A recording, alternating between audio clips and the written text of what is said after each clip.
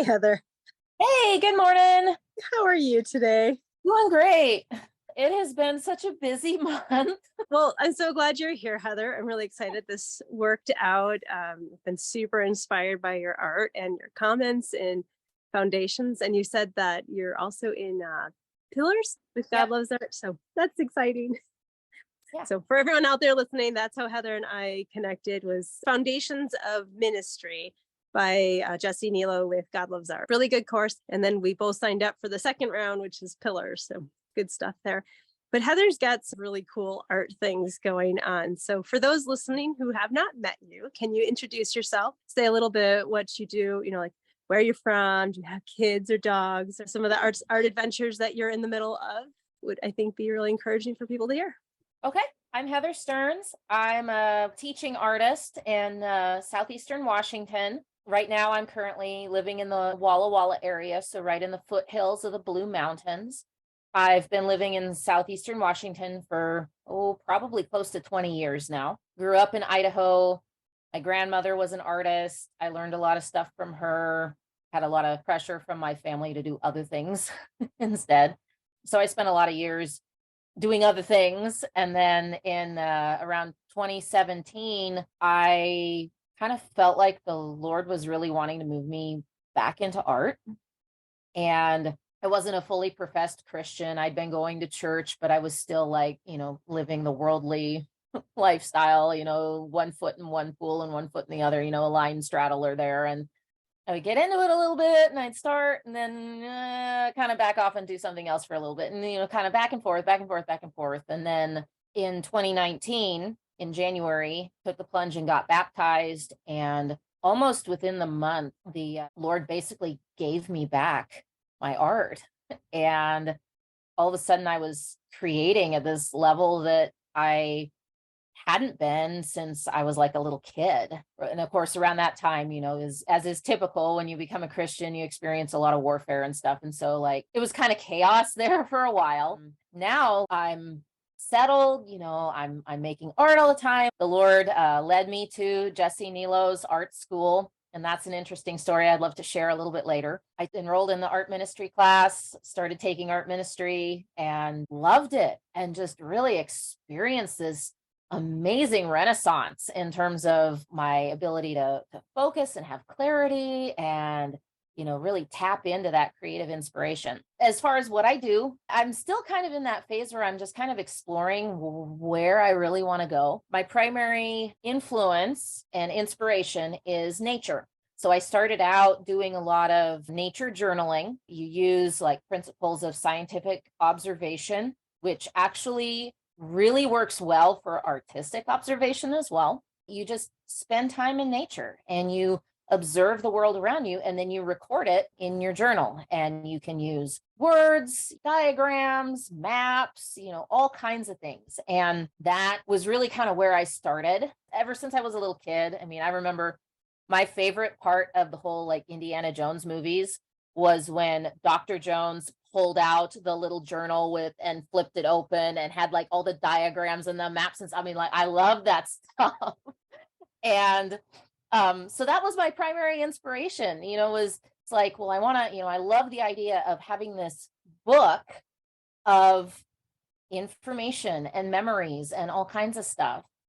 And that's kind of morphed into, I'm like experimenting now with like more abstract forms of art that tap into the nature inspiration and things like that. I'm just having a lot of fun experimenting, but the nature journaling was really kind of where I started out. And that was kind of like my gateway back into having a regular art habit. Oh, so many cool places we go from there. Do you have maybe some tips for those that are out there like observing in nature? Like how do you go about doing that? Like it's hard to corral my dogs on a walk or to get like a moment to like stop and actually look at something with my kids in tow, or some tips for how people could kind of bring that into their life. Yes, and I totally hear you on that because I have two boys. I have a 6-year-old and an 8-year-old, and they are very busy, like very busy. It's a challenge some days.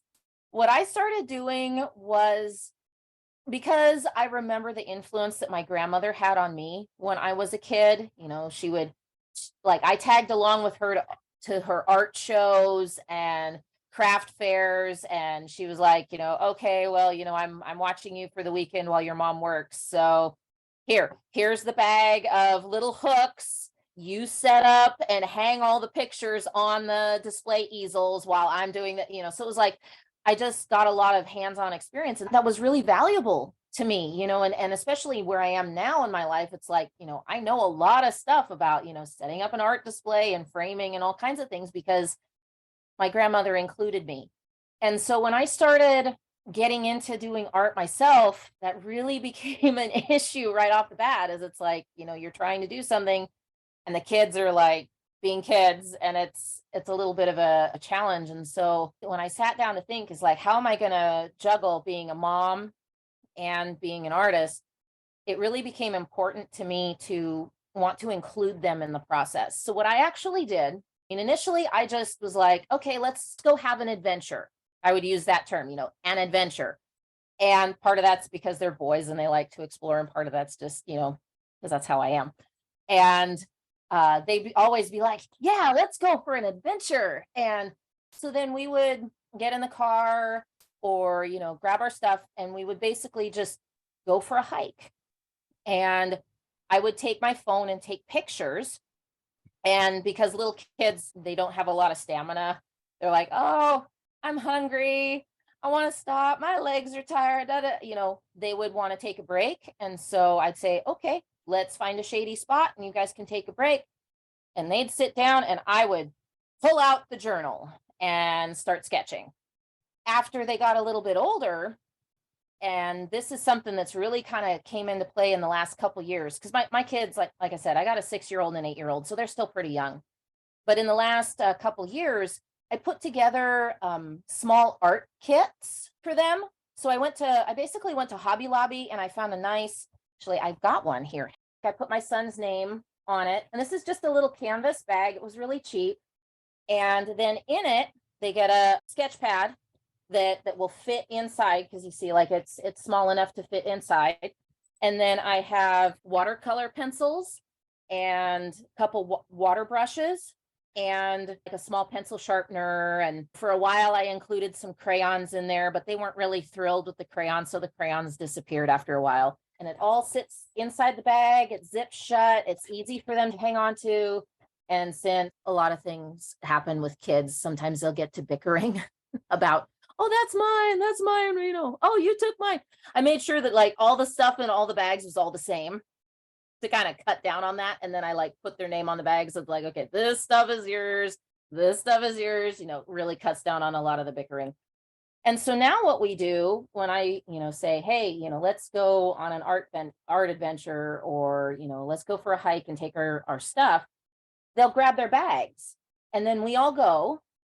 And when they get tired, want to sit down, because I try to split the time. Like, I would love it if I could go out and just hike somewhere, set up, paint for like 4 hours. I mean, like, that would be awesome. But like kids, you have to remember they have a short attention span.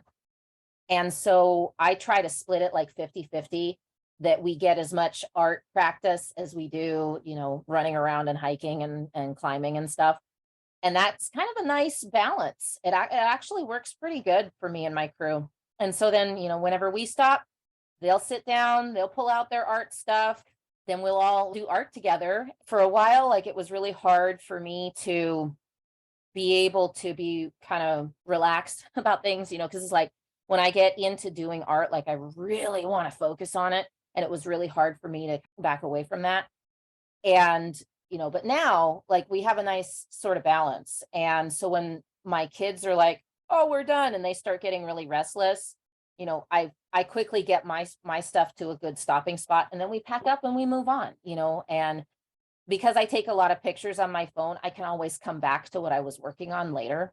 And that helps a lot too. But that's kind of how I balance that, because it's a little challenging sometimes. Right. I love several of those things. One is you set it up for success from the get-go with framing it as an adventure instead of you need to tag along and be quiet while mom does some art. Yeah. Let's make an adventure. And then you included them in it by creating their own art kits, which, good reminder to all of us, make it portable and fit in something with a zipper. Yeah. Oh, yeah.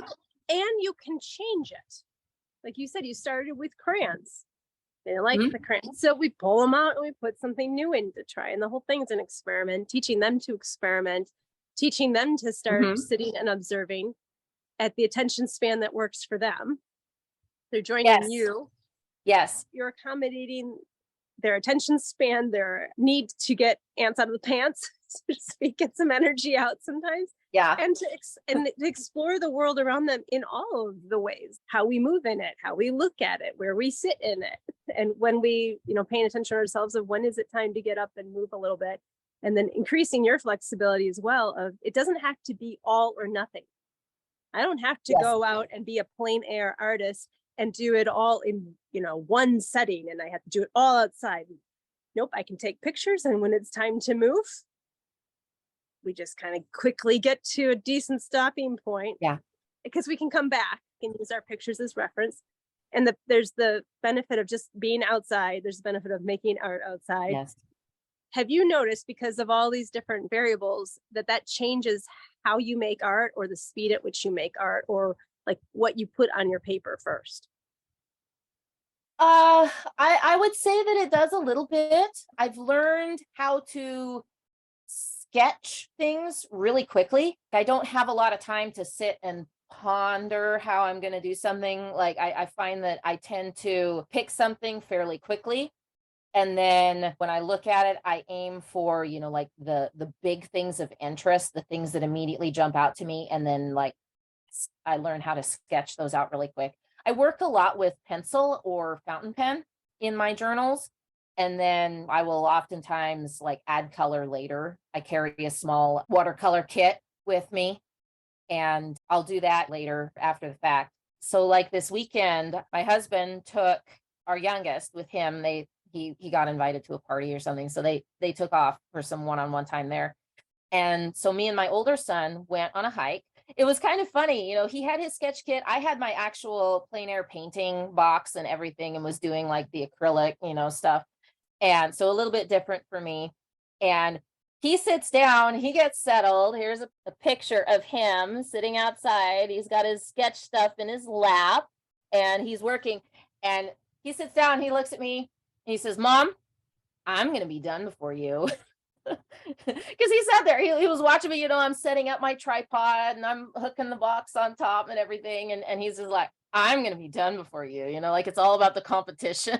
What a special moment. I'm glad you caught him in that moment with your camera, just enjoying the sunshine and then throwing a little fun. I'm going to be done before. Oh yeah. Well, it was funny because he turned back to his stuff after making that snarky little comment. And so then I whipped out my phone and took a picture of him, and he stops, he looks at me, he says, "You take a picture of me." I'm like, "Yeah, I did."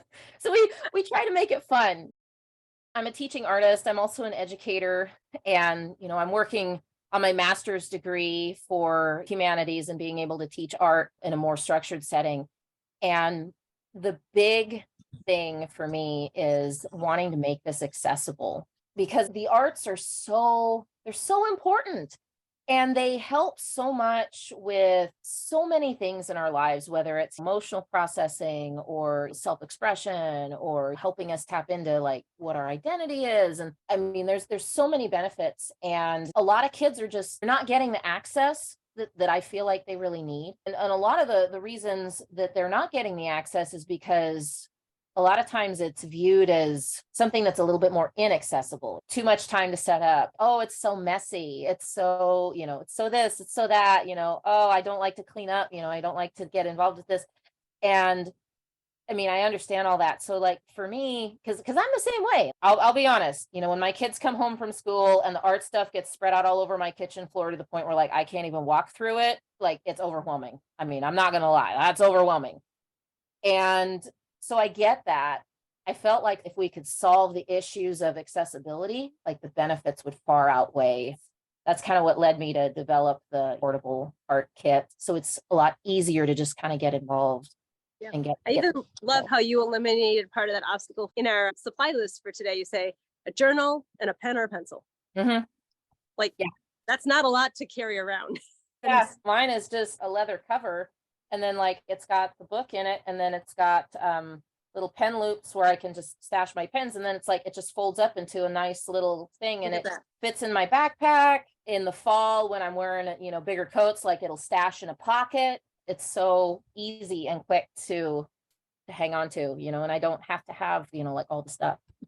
Yeah. Do you find also, this is something that I found personally, is when I simplify my materials, like really limit it, like only bring the pencil or only bring the pen, I actually can relax better and just make do instead of worrying about, oh, how can I get that color to match? Or is that the right value? Or Yes.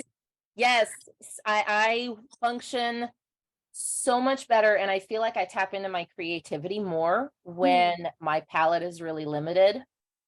Because it's like, if you get too many choices, it's like you have choice paralysis almost, where it's like, oh no, and then when I've got a lot of art supplies in front of me, in the past, I have really struggled with, like I'll start doing one thing, and then about halfway through, I'll be like, oh no, I don't like this, let's do something, and it's just, and then I spend all my time like switching this, switching that, hard to focus in on something. Having that ability to simplify things down does make things a lot easier, because then it's like all you've got is your pencil and your pen. And sometimes I like to carry a water brush with me, because the pencil that I carry is actually water soluble, so I can sketch, or I can use it to create like washes. And yeah, that's like simple, and it's, it helps a lot, because then you're yeah, focused on what you're actually looking at, rather than, what's going on elsewhere. yeah. I love that. It allows that creativity to come out in a different way when you have almost no decisions to make. Like, Yeah.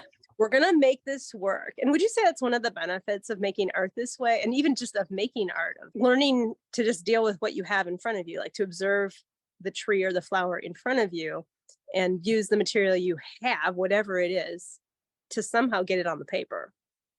And Yes. if you only have so much paper, I mean, I'm like thinking, how could you super limit yourself? You could just bring one piece of paper with you and say, or one little canvas, and say, whatever I make is going to be on this canvas. So if I don't like what's happening, how do I change it so I like it? Like increasing that flexible thinking. And Mhm. I would agree with that. I mean, there's that phrase, necessity is the mother of invention. yes. And so, yeah, like I find that I do my best work when I don't have a lot of stuff at my disposal, because then it kind of nudges me into being able to think outside the box. I remember a story. If you really get into nature journaling, John Muir Laws is the guy who kind of initially developed this whole nature journaling movement. And he has a story where it was one of his first trips to Africa. And he gets over there, he gets out into the wilderness area over there to go do some journaling, and finds out that he didn't have any pencil. And he was like, how am I going to do this? And it was like, he didn't have a pencil. He was limited on the number of pages. He's like, what am I going to do? And he found a ballpoint pen from his hotel room. And he was like, well, I guess we're going to do that. And then he found out he really loved using ballpoint pen, because they're ubiquitous. If you forget it, run down to the local business. They've probably got freebies that they're just giving away, Right. and You don't even have to go to the dollar store. You can probably get a freebie somewhere. yeah, exactly. Yeah. It's like, he's out there in the middle of the wilderness, and it's like, well, there's no art store anywhere where I could get any stuff. So how am I going to make this work? And then it's like, oh yeah, well, the hotel gave me a couple of these, freebie pens. And it turns out, like sketching with ballpoint, because it's pressure sensitive, he was able to use it in a way that mimicked how he would normally sketch with a pencil. And then the ink doesn't bleed when he would do his watercolor over top. And so now it's like a staple in his sketch bag because of that one experience. We see stuff like that happen all the time. I've experienced stuff like that. You get out there and you're like, oh, I forgot this, or I forgot that. Have to make. How are we going to problem solve? Yeah. What would you say are the other benefits of art in general and doing the nature journaling? I feel like it helps so many different areas. For me personally, last year I was diagnosed with ADHD, which explains a lot about how I relate to the world. I'm like, oh my gosh, my life finally makes sense. Um, but for me, like having the outlet of the art really helped me be able to cultivate the ability to focus. And it also helps a lot with like emotional regulation, because like if I'm stressed out, if I sit down and grab some paper and start doodling or sketching or something, like it helps me regulate. And I'm seeing my oldest son, the one that I shared the picture of earlier, he was also recently diagnosed with ADHD, and I noticed the same benefits with him. If I give him some modeling clay to work with, or say, hey, let's go outside and do some sketching or something, he'll sit down and it's like, it helps him be able to regulate in the same way. I feel like those are very important. And then just the ability to express. I went through a time in my life when I wasn't really in a position where I could speak up and advocate for myself in certain areas. And it was very difficult, essentially having my voice silenced a bit. And having the ability to make art, I attribute to the fact that, I mean, that's the reason why I'm as healed and happy and healthy as I am today, is because even though I was in a position where I couldn't speak out about things, I still had an outlet to be able to express those emotions onto paper and, Yeah. get that stuff out and process it. And I feel like Get it that out is, somewhere. Mhm. yeah, yeah. Now benefits of nature journaling, green time. Oh my gosh, green time. Not screen time, green time. Green time. Yeah, they're doing studies. And this is really fascinating for me. For people with ADHD, they're finding that a couple hours of green time a day are far better at regulating symptoms of ADHD than medication. I believe it. I saw the studies last week on Attitude magazine, ADD Etude magazine, and the effects last over the course of the day. Like if they get a couple hours in the morning, it has longevity too. And that's really fascinating for me because, and I feel like those benefits there are even applicable for other people too, because I mean, we're on our phones a lot. We're inside. I mean, let's be honest. We're staring at a computer a lot, especially after the last 3 years. And being able to get outside, get moving, connect with nature. And for me, I know that my relationship with God is really entwined with how I relate to nature. He made everything. He called it good. And when I'm outside, taking part in appreciating his creation, it helps me feel closer to him. I find it easier to pray. I find it, like I find that awe of God, that wonder, like rekindled on the inside of me. That's something that I find really important. I mean, especially in my life as a Christian and also my artistic practice too, to have that ability to tap into that sense of wonder, you know. That is huge. Our family used to go downhill skiing when I was growing up. I was blessed to be able to do that. And it was always so fun to get off the chairlift at the top of a mountain.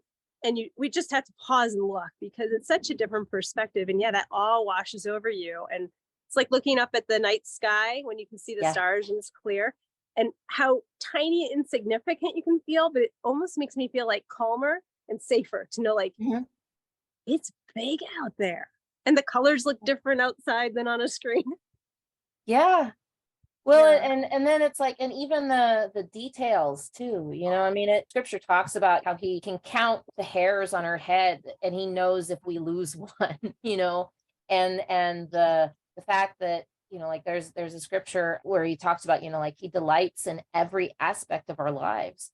And so for me, walking out in nature and taking a moment to appreciate, something as simple as like a ladybug on a leaf, or the way that, certain flowers like have certain colors and things. I mean, it just really kind of drives home that point that it's like, if he cares this much for like, the sparrows in the field or the way the lilies look, then it's like, how much more does he care for me?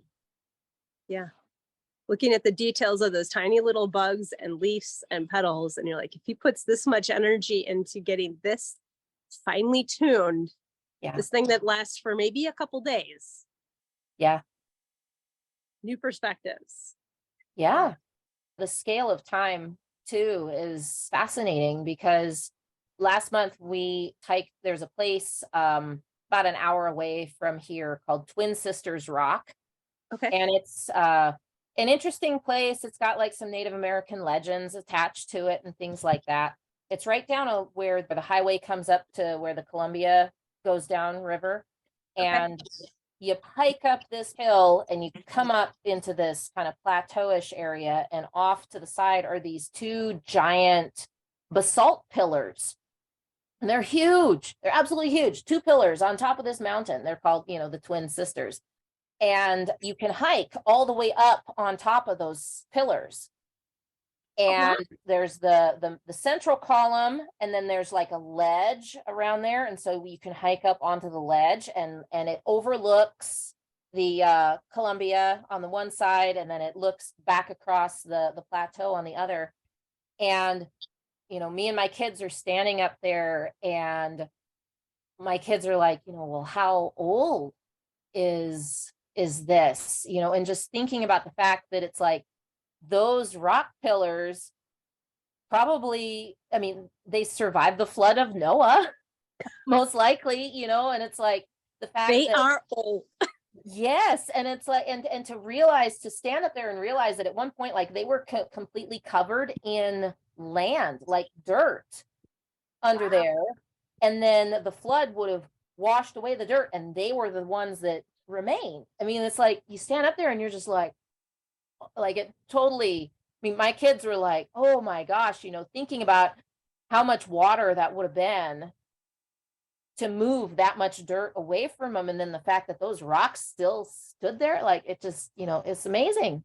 Like it creates that sense of like, you just begin to grasp that understanding of like the grandeur and the hugeness of God. It's like, yeah. Oh, that's awesome. Do you have, for those watching, those listening won't be able to see these, but for those who will be able to watch the videos, can we see some of your sketching, or do you have any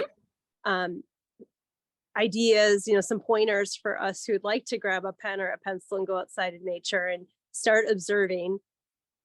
Yes. Some pointers for how to get started. Yeah. I've got a website, and it's bluemountainheatherarts.net, and the mountain is abbreviated MTN.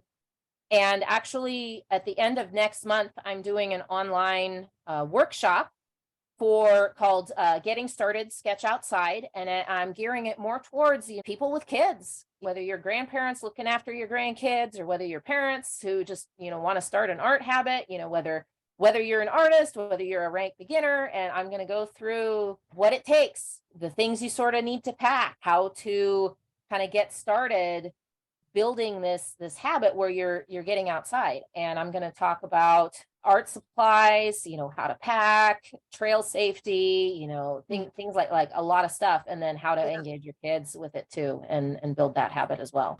Yeah. Isn't this a great conversation with Heather? If you enjoyed it, make sure you sign up for Transforming Studio Time this month, where we'll get a sneak peek inside her journal and even more insights about how nature journaling impacts her spiritual life and her life in general, and how you can engage in this too for transformation in your own life through art making.